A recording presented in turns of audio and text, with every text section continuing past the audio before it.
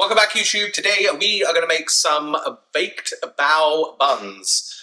No ordinary baked bao buns. We are going to do some with oxtail inside them. I'm going to show you how to make oxtail. It's super easy, economical, and delicious. And then we're going to finish these light, soft, fluffy buns with amazing, amazing crack sauce, aka chili garlic, nectar of the gods. I'll show you how to make all three of these things. Stick around. This one's going to be a banger. Right, let's go.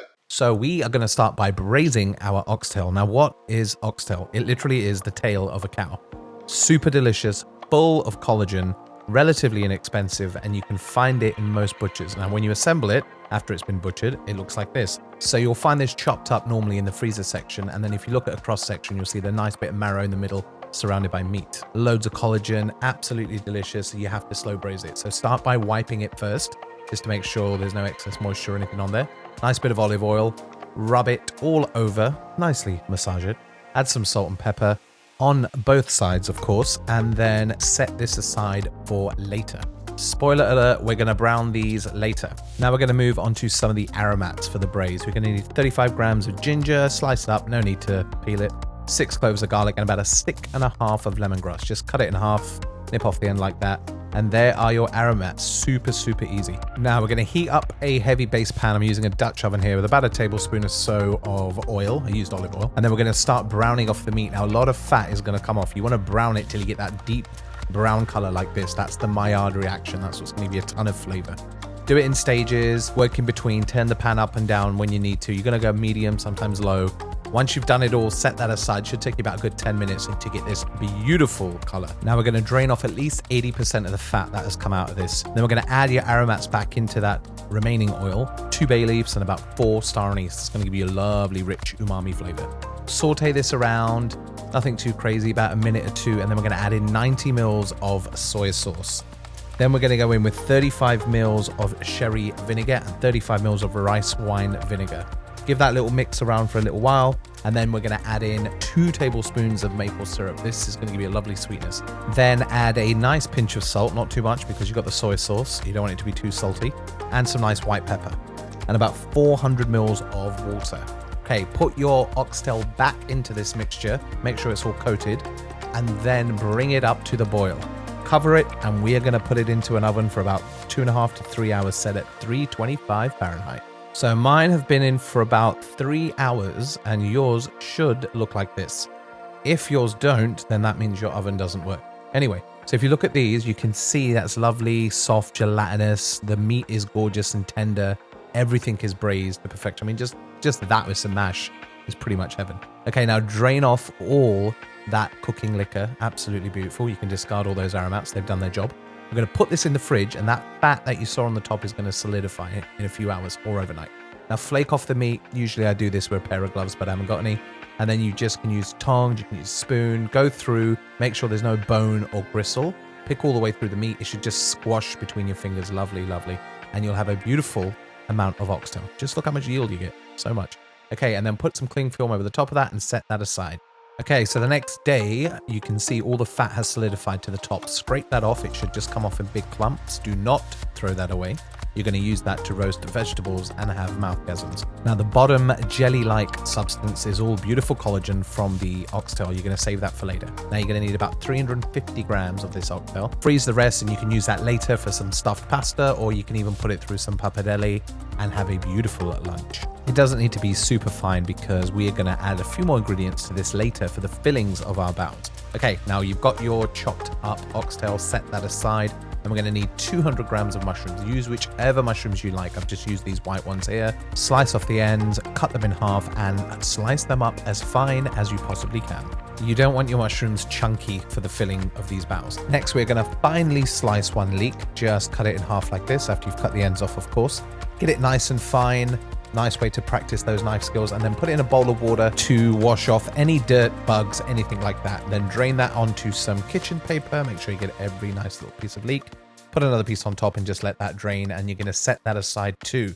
Okay, now we are going to start to sweat down some ingredients for this filling. Nice bit of olive oil, about a tablespoon or so. Start with the mushrooms, about a medium heat. Give this about 3 or 4 minutes. Let some of the moisture come out of the mushrooms. Nice pinch of salt there. Nice bit of black pepper. and you can see all that moisture is just coming out of the mushrooms. Then we're going to go in with the leeks, and then you're just going to mix that around for about a minute or two. Then we're going to add in our chopped up oxtail, and that's going to break down with the heat of the pan. And then we're going to put in some boiling water into our meat jelly that we had reserved. Now you need about 180 mils here, but I used a little bit too much water. But that's okay, I'll drain some off later. Now reserve a little bit of that 180 mils, about maybe say 50. Put in some cornstarch, about a teaspoon, mix that around and pour that over your mixture. Okay, mix that all around. And as you can see, I did add a little bit too much liquid there, so I'm just going to drain off about a cup, like so. I'll use that again as an amazing gravy for another dish. Okay, now I'm going to reduce the rest of the filling for about 5-7 minutes. Add a tablespoon of maple syrup, a nice splash of sherry vinegar. Mix that all around. This is smelling absolutely amazing. And then we're going to put this into a container like this just to cool down. Put a piece of cling film over it, and we're going to set that aside. Okay, now we're going to make the dough for the baos. You're going to put 120 milliliters of 2% milk into a stand mixer, followed by 80 mils of heavy cream, whipping cream, 1 egg, 25 grams of sugar, 35 grams of all-purpose flour, and then 6 grams of cornstarch. You're going to sieve that all through your mixture. Then to that, we're going to add 240 grams of bread flour. This high protein flour is really going to help with the final dough. Then you're going to put in 5.5 grams of instant yeast and 4 grams of salt. And we're going to put on the dough hook attachment and mix this for about 10 to 15 minutes. What we're looking for is a slightly sticky but smooth elastic dough. Now that's sticky, but it's not smooth and elastic. Scrape down the sides from time to time. I'm going to give this another 5 minutes. I'm going to eat a bit of granola while I'm waiting because this is morning. Now that is what we're looking for. Sticky, but not too sticky, and nice, smooth and elastic. Okay, now get this dough onto a lightly floured surface, and we're gonna fold this over into a center point to make like a ball, just like this. Thumb in the middle, fold all the corners over, turn that over lightly, shape this into a rough ball, and then we're gonna put this into a bowl covered with a damp tea towel until it's doubled in size. Mine doubled to this in an hour because it was a hot day. Then we're going to degas like this. Don't worry if any sticks to your hand, it's going to come off. This will be a slightly sticky dough. That's kind of what you want. Helps with the sealing. Flatten it out, make sure there's no air bubbles whatsoever, then fold it back into a center point again, like we've done before, and then start kneading it just to give it a bit of tensile strength. Now, take your final dough, weigh it, divide it by 8, and that is going to be the weight of each bao. Mine were about 70 grams, give or take a gram here or there. Okay, now once you're going to go through and get them all to the same size and weight, we are going to roll these up, and I'm going to show you how to do that. Okay, take one of the buns and flatten it out with your hand just to make sure there are no air bubbles because you do not want any in your final baos. Fold everything into a center point just like this, roll it round, bear claw technique, and you have your dough ball there. Now flatten that out with the palm of your hand, put it in a little bit of flour just like I did there either side, and then just roll that out into about a 4-inch circle. They don't need to be perfectly round, we can adjust them later. So don't worry if they're not perfect. Starting in the middle, you roll down, you roll up, and then move it around and keep going. You can see it springing back. That's just the gluten. So it takes a little time, but be patient.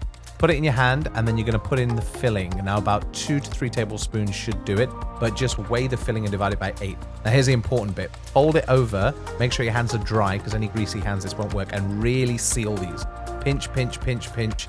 Seal them till they're nice and sealed. Otherwise they're going to pop when you bake them. Put them down, roll them again, and then seal them again just like that, like I'm doing there. And then make a nice round shape with your hands just like that, and put them seam side down on a lined baking sheet. I've used a Silpat. Make sure they are sealed at the bottom, otherwise they will pop. I can't emphasize that enough. Now another way you can shape them is by using a ladle. Just the same steps as before, but put it into a ladle, push it against the sides of the ladle, put your filling in, and then pinch all the way along the seam to make sure it's nicely sealed. You're going to flip that out and you're going to roll that just like before. Use your hands like this just to gently shape it into a nice round. Pick it up, make sure the bottom is nicely sealed because you don't want them to pop, and then put it back down, roll that again, and you're going to put that on your baking sheet. And just go ahead and repeat the process with all your other baos. You can use the technique I showed you at the start with your hand, or you can use the ladle, whichever works. Now what I'll do here is I'll flatten a few of the dough balls out and get them ready. That way I can roll quite a few at once. This speeds up the process, trust me. They don't have to be perfectly round because you can reshape them once they're proving. Just make sure you space them out on your baking sheet about 3 inches apart. Once you've got them all ready, put on a tea towel and you're going to cover these for about an hour to proof. Go round and reshape them, make sure they're still nice and round. Give them a lovely egg wash, And then we're going to put these in an oven that's been preheated to 400 degrees Fahrenheit. And as soon as they go in, turn the oven down to 350 and bake them for about 25 minutes or until they're golden brown, and then put them on a rack to cool down if you can wait that long to eat them. The only thing left to do is cover them in crack sauce. Link to that video below, and indulge in some food porn plating.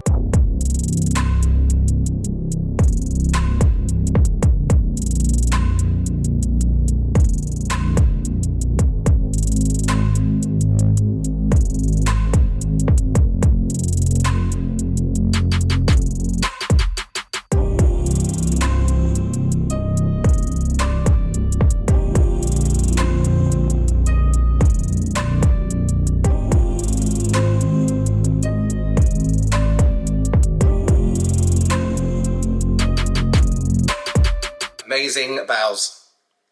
Look at these things with the chili garlic sauce that we made before. That alone, that crack sauce is unbelievable. Over these buns with the oxtail. Ooh. Okay, let's get into one.